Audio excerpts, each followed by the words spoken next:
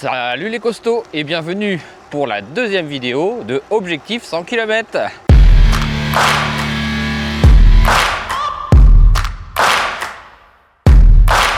Donc aujourd'hui ça va être un petit peu du tout-terrain, de la route, ça va être mixte et je vais vous faire découvrir ce que c'est que le gravel. J'ai choisi un parcours que j'ai réussi à choper sur internet de quelqu'un qui avait fait un parcours gravel dans le coin. Le parcours, il fait 47 et quelques kilomètres et il y a plus de 600 de D+. Clairement, ça va pas être de la rigolade. Et je sais pas si vous voyez, j'ai une tenue KTM sur moi. Et oui, parce que j'ai réussi à enfiler une tenue. Il y en a une qui était pas trop petite, ou alors peut-être qu'elle va péter pendant la route, ça peut arriver. Ça m'était déjà d'ailleurs arrivé une fois. Je roule et d'un coup, pam, ça pète. Et du coup j'ai fini avec la tenue ouverte parce que du coup la fermeture elle avait pété. J'espère que ça va pas m'arriver. On est le matin, il est 8h30, je suis parti à cette heure-là parce qu'ils annoncent canicule aujourd'hui, 35 degrés cet après-midi. Là il fait déjà plus de 20 degrés. Et là on commence doucement, on est sur la piste cyclable, tranquillement, sur mon petit gravel. Je suis mieux installé sur mon gravel. Donc pour ceux qui se posent la question, c'est quoi ton gravel? C'est un gravel qui coûte, je l'ai payé 1007 je crois. C'est le Konarov DL. Donc c'est un vélo de gravel en acier. Vous allez me dire, mais pourquoi avoir choisi l'acier? Je vous répondrai pour le confort. En tout terrain, si vous êtes sur de l'acier, l'acier, ça a des capacités d'absorption qui sont plutôt bonnes. C'est pour ça que j'ai pris un petit acier. Et les roues, c'est des 650B, c'est pas des roues de 700. Et ce vélo, il a une particularité au niveau de son freinage. On n'est pas sur du full hydraulique, on est sur ce qu'on appelle de l'hybride. C'est-à-dire que vous avez une partie hydraulique qui se termine directement par une partie mécanique en fait. Il y a juste un petit bout de câble pour tirer. Bon, je vous ai écouté aussi au niveau de l'hydratation par rapport à la dernière sortie. Là, j'ai emporté 2 bidons. J'ai carrément un gros magnum de 1 litre rempli d'eau. Et en plus, j'avais encore du Oli hydratation là. Donc du coup, j'ai dit tiens, je vais prendre ça en supplément. Et j'ai donc une gourde avec du Oli dedans. Et j'ai pris aussi une pâte de fruits. Après la première heure, je mangerai la petite pâte de fruits. Et aussi, j'ai mangé une banane avant de partir. Concernant aussi mon régime, depuis la dernière vidéo, j'ai déjà perdu 1 kg. Un peu plus d'1 kg. En gros, avant, sur la balance, ça me donnait entre 75 et 76. Et là, j'arrive à 74 à peu près. Donc, on est sur la bonne voie. J'essaye de manger beaucoup plus de fruits et légumes, de faire attention sans me priver. Par exemple, j'ai fait un resto dans la semaine. Parce que je sais que si je me prive, ça va durer comme ça pendant 1 mois. Et après, je vais dire fais chier. Et hop, tout ce que je vois, je vais tout bouffer. Il vaut mieux ne pas trop se restreindre, juste modifier un peu son alimentation, faire du sport et maigrir tranquillement. Et je sais pas si ça vous le fait aussi, vous. Quand je fais du vélo ou du sport, j'ai pas faim après. Ça me coupe la faim à moitié. Bon, après, j'ai faim au bout de quelques heures, mais on va dire pendant 3-4 heures après ma sortie, j'ai pas faim. Bon, c'est bien cette petite voie verte pour commencer, parce que ça me permet de m'échauffer tranquillement. Au niveau des vitesses de ce vélo, on est sur du SRAM Apex One. On a une cassette à l'arrière, c'est une 1142, et on a un pédalier en 40 dents. Donc, ce qui fait qu'on a une bonne démultiplication. Si vous avez vraiment besoin de mouliner, sur le 42, je vous dirais que ça passe partout. Bon, depuis la dernière sortie, je suis pas resté non plus à rien faire. J'ai fait un peu de home trainer aussi. Chez moi, j'ai un home trainer connecté avec Zwift, pour ceux qui connaissent. Et je me suis fait donc 2 petites sorties, histoire de m'entraîner un petit peu. Bon, j'ai pas fait des sorties extrêmement longues, c'est des sorties d'1 heure à peu près. Je vous ferai une vidéo sur Zwift. Bon, là, je suis sur la page de guidage du GPS. Je vais mettre un peu sur les stats parce que je sais pas du tout à combien je roule. Je suis en mode détente sur mon gravel là. Ouais, je suis à la cool là. Je suis à 19 km/h. Mais bon, c'est pas grave. Le but, c'est pas la vitesse. Le but, c'est de terminer. C'est d'arriver à faire les 47 km. Bon, le tracé doit être un peu mix. Bon, pour l'instant, j'ai pas vraiment de forêt. On va voir ce que ça donne après. Je suis mieux installé sur mon gravel que sur mon vélo de route. Je pense qu'en fait, mon vélo de route, je l'ai pris légèrement trop grand. Je crois que sur le cadre, c'est un taille 52 ou quelque chose comme ça. Et ça équivaut à... c'est du taille S. Il était fait pour une taille de 1m62 à 1m70 ou quelque chose comme ça, je crois. Alors que celui-ci, je l'ai pas pris en S, je l'ai pris en XS. Et en fait, je crois que c'est du XS qu'il me faut parce que je suis beaucoup mieux Celui-ci était fait pour 1m55 à 1m62, quelque chose comme ça, ou 63. Il est plus petit et je suis vraiment mieux installé dessus. De plus en plus, je me demande si je vais pas leur vendre mon Trek et me racheter un vélo plus récent avec un dérailleur électronique, avec du frein à disque hydraulique et surtout plus petit pour que je sois mieux installé dessus. Ah, on arrive peut-être en forêt. Ça dit de tourner à 100 mètres sur le côté. On va voir. Ah non, c'est pas la forêt. Bon, c'est des routes calmes, ça c'est déjà très bien. Et en ce moment, puisqu'on parle de changement, je vais vous dire, j'ai envie de tout changer. Alors j'ai envie de tout changer, il faut que je vous explique. J'ai envie de changer de voiture parce que clairement ma 207 elle est trop petite. À chaque fois je galère pour transporter les vélos. Et puis j'ai peut-être aussi envie de changer de moto. Ça fait 5 ans que j'ai ma petite Benelli là. Je crois qu'il est peut-être temps de changer. Donc j'y réfléchis, je regarde en ce moment un peu ce qui se vend. Peut-être repartir sur un gros cube. Parce que ça fait au moins 6 ou 7 ans que je n'ai pas eu de gros cube. Donc pourquoi pas. Bon, je roule pas extrêmement vite. Là je suis à 21,7, je suis en mode détente. Et l'avantage c'est que mon cœur ne monte pas très haut. Et ça c'est bon. Comme ça je m'économise pour pouvoir atteindre mon objectif qui est tout simplement de finir le tracé. Allez, ça fait 20 minutes que je roule. On va boire une petite gorgée et on va se prendre du Holy. Il est très bon celui-ci. Bon, les choses vont se corser. Là j'arrive dans une pente. 138 mètres d'ascension, 3 km 4 de montée. Avec une moyenne à 4 degrés, enfin 4%. C'est pas mal de vraiment tout savoir avec ce compteur. Ah, puis c'est en forêt. Ah, c'est ça que j'aime bien. On arrive dans un chemin. On rétrograde les vitesses. Et on monte en forêt. Enfin en chemin. On y va. Il y a de la caillasse.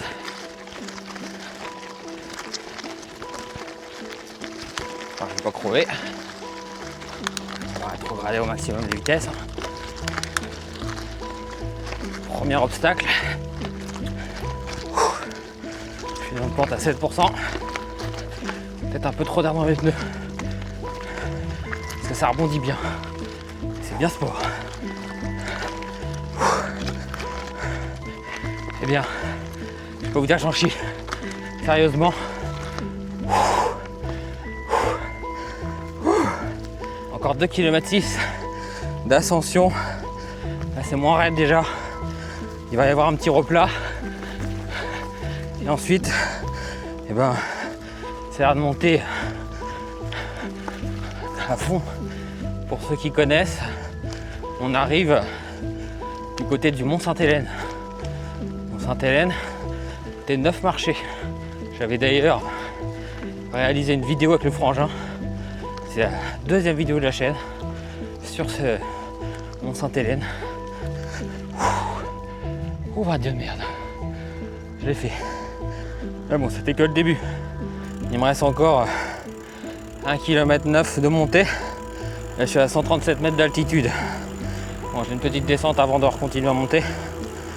Ici, c'est la première côte sur 6. Bon, on retourne dans la forêt à 150 mètres. Et c'est là. On est reparti. J'essaie de rester au milieu. Oh putain.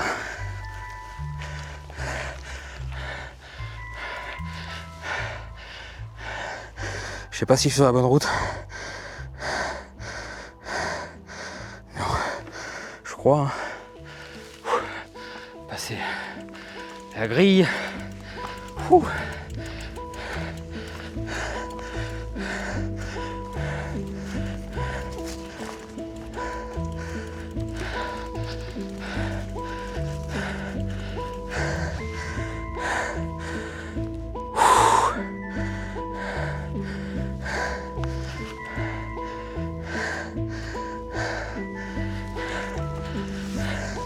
Est-ce que je suis sur la bonne route?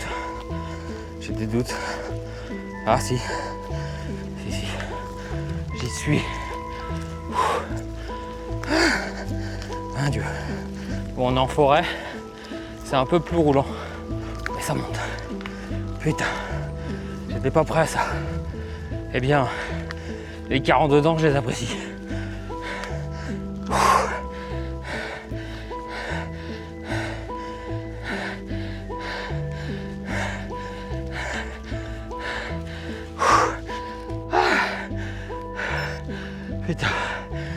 Les costauds, on est arrivé, regardez, un petit calvaire.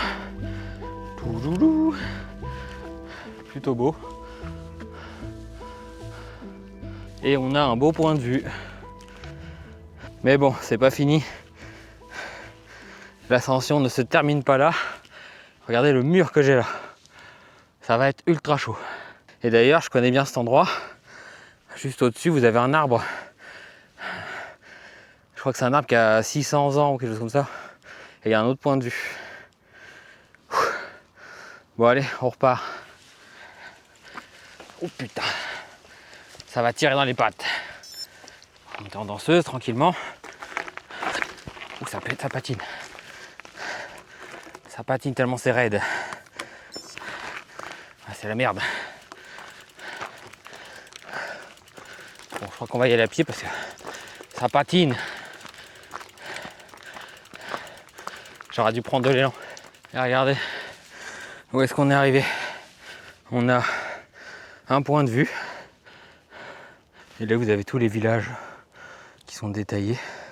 Nous, on vient de là. Cette direction, c'est Gourdin-en-Bray. Et donc, voici l'arbre que je vous disais. Il y avait une pancarte qui expliquait, mais il n'y en a plus. Et là, vous avez donc la tombe de l'ermite. Bon, je ne vais pas m'approcher trop de l'arbre parce que c'était écrit qu'il y avait un nid de frelons. Je ne vais pas me faire charger par des frelons. Donc nous on va se remettre en route, on a encore de la route. Cette ascension est à présent terminée. Et c'était pas de la tarte. C'était pas pour rire comme on dit par chez nous. Donc sur cette route, il y a plein de petites stèles un peu partout. C'est pour vous expliquer les fleurs en fait de la région. Et je sais pas si vous avez remarqué, j'ai pas de pédale automatique sur ce vélo. Tout simplement parce que vu que c'est plus tout terrain, bah, je me dis que pour se décrocher en cas d'accident, ça sera pas pratique. Et puis j'aime bien pouvoir marcher comme je veux quand je suis sur le gravel. C'est plus un vélo détente on va dire pour moi. Bon les costauds, ce que je vais faire, je pense que je vais couper l'enregistrement ici parce que sinon je vais pas avoir assez de batterie pour filmer toute la sortie. Parce que là ça fait déjà 45 minutes que j'enregistre et je suis encore coquard. Je vais vous filmer le petit passage en forêt quand même. Allez, on accélère. Là je suis dans un petit chemin en forêt. C'est ce que je préfère. On est trop bien. Il fait frais. C'est le contact avec la nature. Là je vous reprends quelques kilomètres plus tard. Donc ce que j'ai fait c'est que j'ai descendu une descente qui m'a fait revenir directement tout en bas de ce que j'avais monté. Et là, ce que je m'apprête à faire, je suis pas sûr que j'y arrive. J'avais pas prévu que j'avais cette côte dans mon tracé, sur mon tracé. C'est une côte qui est ultra violente. Il y a des passages à plus de 17-18% de montée. Mais là, je suis pas sûr d'y arriver. On va essayer, on va voir. On va se mettre en route. Un bon gorgeon d'eau avant de partir. Parce que là, à mon avis, je vais devoir descendre et marcher à côté. Je pense pas que j'ai le niveau. On va essayer, mais ça risque d'être chaud. Je me mets tout de suite en mode moulinage. Je suis déjà au maximum. Et on est parti.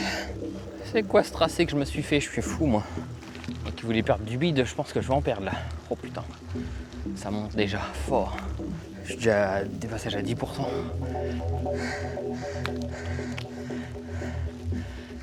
12%. 12. 14.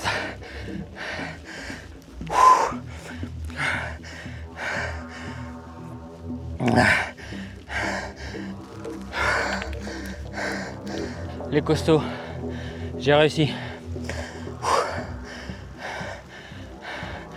J'en ai chié, j'en ai vraiment chié. Entre 10 et 14%. La côte c'est une folie. Ce qui m'inquiète le plus, c'est que si j'ai fait cette montée, ça veut dire que dans à peu près 1 kilomètre, je vais avoir une descente et ensuite ça remonte, mais ça remonte encore bien plus raide. Là c'est une côte qui sera à plus de 18%. Je suis quand même fier de moi parce que j'ai réussi à la monter sans m'arrêter. J'ai pas posé pied à terre. Et ça c'est bon. Je coupe et on se reprend plus tard. Bon les costauds, hein, comme j'avais prévu, je suis dans la descente qui descend ultra raide. Et après ça remonte comme un mur. Ça va être chaud. De souvenir, on a des passages à 18%. Là je descends à fond là. Et après ça remonte net. J'ai essayé de garder de l'élan. Là ça remonte net là. Allez, je pédale. J'ai perdu toute ma vitesse. Oh putain. Là c'est raide. Ouh, je suis à 12% déjà. 13. 14.